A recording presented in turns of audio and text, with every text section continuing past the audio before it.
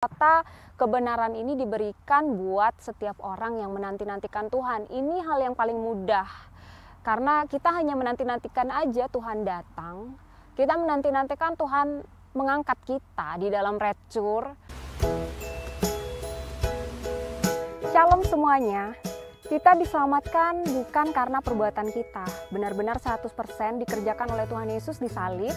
Dan dia dibangkitkan, kemudian dia naik ke surga. Ketika kita dengan iman menerima, percaya saja kita sudah diselamatkan.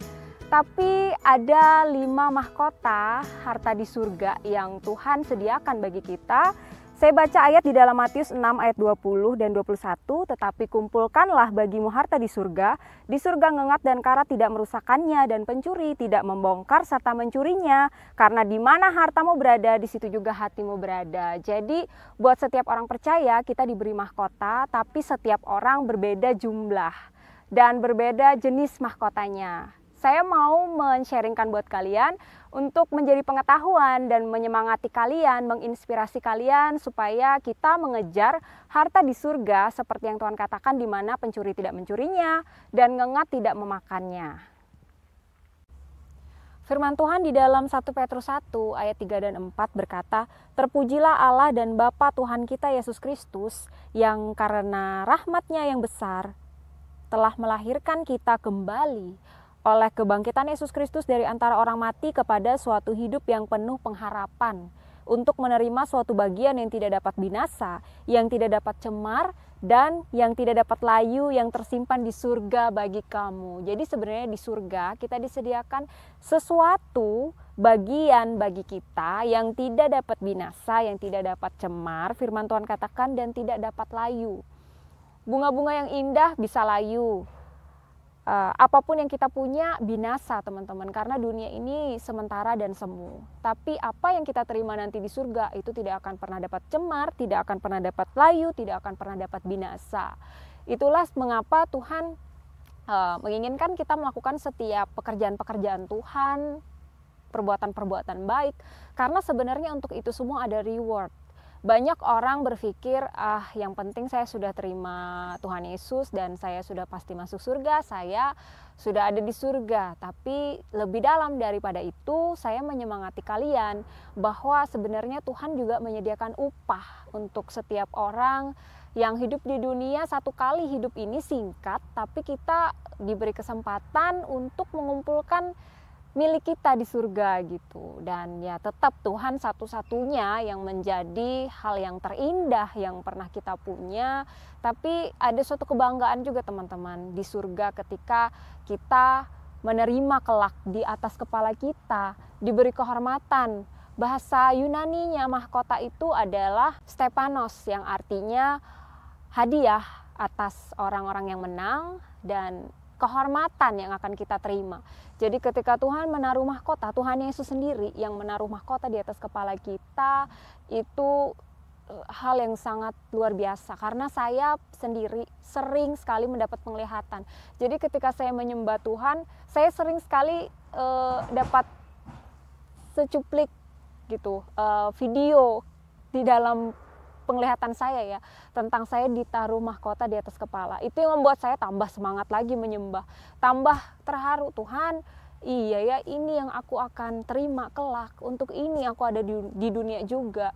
Untuk ini Tuhan ingin menunjukkan bahwa aku diberi kemuliaan juga kelak di surga gitu. Dan kemuliaan itu tidak ada bandingnya dengan setiap penderitaan, setiap pencobaan yang kita alami ketika di dunia.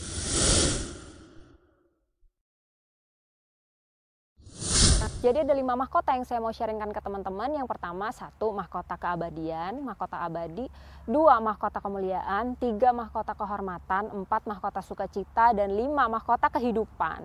Jadi dari 5 mahkota ini punya masing-masing penjelasan, akan saya jelaskan, dan masing-masing makna yang sangat penting.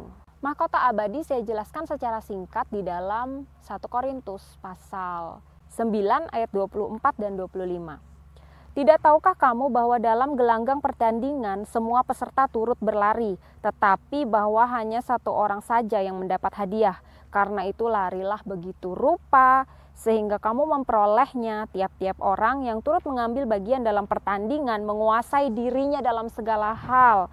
Mereka berbuat demikian untuk memperoleh suatu mahkota yang fana, tetapi kita untuk memperoleh suatu mahkota yang abadi. Jadi ini memang katanya ya, ini paling sulit gitu, kata hamba-hamba Tuhan yang untuk mencapai hal ini, karena kita harus benar-benar menjadi seorang yang berlomba dengan diri masa lalu kita, dengan diri kita sendiri, untuk menjadi semakin benar, semakin berkenan di hadapan Tuhan. Kita menjadi orang yang menguasai diri dalam segala hal. Kita menjadi orang yang disiplin rohani, enggak ada berhenti-berhentinya baca Alkitab, enggak ada lupa-lupanya berdoa menyembah di jam yang konsisten, menyenangkan Tuhan. Nanti ketika kita menang, kita akan memperoleh mahkota abadi. Nah, itu yang pertama. Jadi kita menang, kita bersih, kita kudus, bukan karena kita ya, kita nggak bisa memegahkan diri sama sekali. Itu semua hanya karena Tuhan Yesus. Jadi kita diberi kesempatan untuk membuktikan kesetiaan kita selama di dunia ini.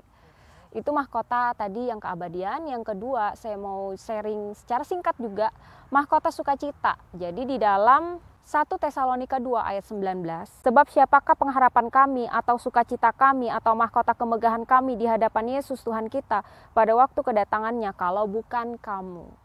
Jadi Paulus berkata bahwa siapakah yang menjadi pengharapan kami atau sukacita kami atau mahkota kemegahan, mahkota sukacita.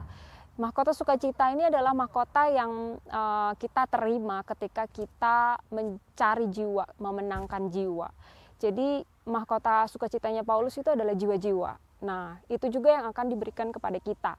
Ketika kita selalu rindu memenangkan jiwa dan kita mengerjakan untuk jiwa-jiwa itu, hal-hal seperti yang harus kita sampaikan, harus kita doakan tentang mereka, itu kita sedang mempersiapkan diri untuk di reward sama Tuhan dengan mahkota sukacita, teman-teman. Jadi selama hidup, mulai dari keluarga dulu, kemudian ke teman-teman, kita minta lagi lebih banyak Tuhan kasih pengaruh ke hal-hal yang lebih luas, sehingga kita dapat memenangkan sebanyak-banyaknya jiwa selama umur kita hidup di dunia ini. Terus yang ketiga adalah mahkota kemuliaan. Kita jelaskan, ayatnya menjelaskan sendiri di dalam 1 Petrus 5 ayat 2 dan ayat 2 sampai 4.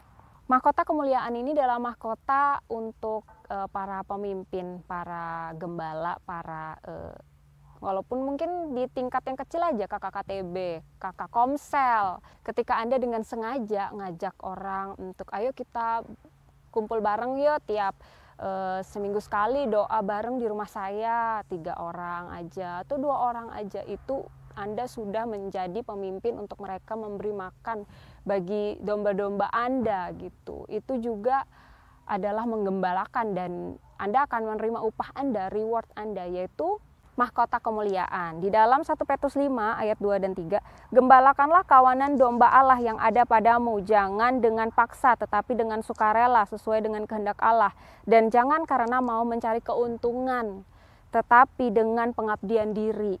Janganlah kamu berbuat seolah-olah kamu mau memerintah atas mereka yang dipercayakan kepada kamu, tetapi hendaklah kamu menjadi teladan bagi kawanan domba itu. Jadi gembalakanlah kawanan domba Allah yang ada padamu. Ayat 4 jelas berkata, maka kamu apabila gembala agung datang, apabila rapture terjadi, kamu akan menerima mahkota kemuliaan yang tidak dapat layu.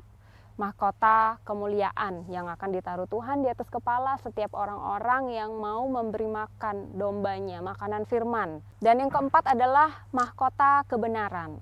Di dalam 2 Timotius 4 ayat 8, sekarang telah tersedia bagiku mahkota kebenaran yang akan dikaruniakan kepadaku oleh Tuhan, hakim yang adil pada harinya. Tetapi bukan hanya kepadaku, melainkan juga kepada semua orang yang merindukan kedatangannya. Jadi mahkota kebenaran ini diberikan buat setiap orang yang menanti-nantikan Tuhan. Ini hal yang paling mudah, karena kita hanya menanti-nantikan aja Tuhan datang.